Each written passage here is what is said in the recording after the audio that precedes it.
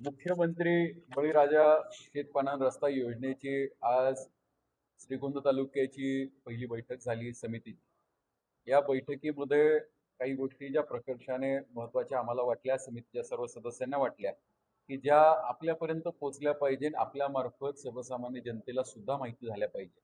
महाराष्ट्र शासनाने सर्व शेतपालन रस्ते खुले करण्यासाठी ही आमची समिती गठीत केली आणि या समितीच्या माध्यमातून श्रीगोंदा तालुक्यामध्ये जवळजवळ 54 किलोमीटर रस्ते हे मागील काही दिवसामध्ये खुले झालेले आहेत आणि मला सांगायला आनंद आणि अभिमान वाटतो की श्रीगोंदा तालुका हा अहिल्यानगर जिल्ह्यातील सगळ्यात जास्त रस्ते खुला करणारा तालुका झालेला आहे।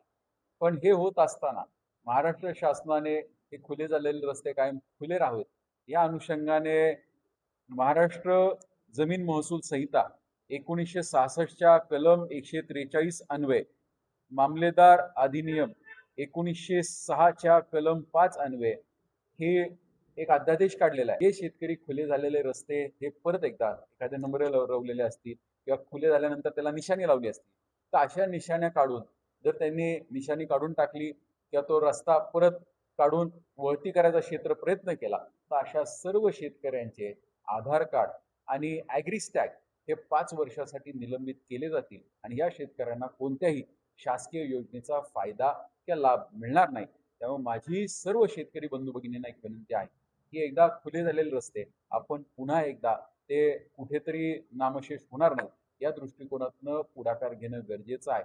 कारण अनेकदा असं होतं की आपण एखादी चूक करून जातो आणि नंतर म्हणतो की आम्हाला कायद्याची माहिती नव्हती। तर आपणा सर्वांना कायद्याची माहिती असावी, कायद्याच्या तरतुदीची माहिती असावी, त्यासाठी खरं तर ही पत्रकार परिषद बोलवण्यात आलेली आहे। आपल्या सगळ्यांच्या सहकार्याची आम्हाला गरज आहे। जर सर्वसामान्य सगळ्यांनी सहकार्य केलं, कारण आतापर्यंत जे 54 किलोमीटर खुले झालेले आहेत हे सर्व जे शेतकरी आहेत यांच्यामध्ये संगनमताने आणि सामंजस्याने हे समिती सदस्यांनी खुले करण्याचा प्रयत्न केलेला आहे आणि असं सामंजस्य राहिलं तर श्रीगोंदा तालुक्यातले सर्व शेतपालन रस्ते हे लवकरात लवकर खुले होतील।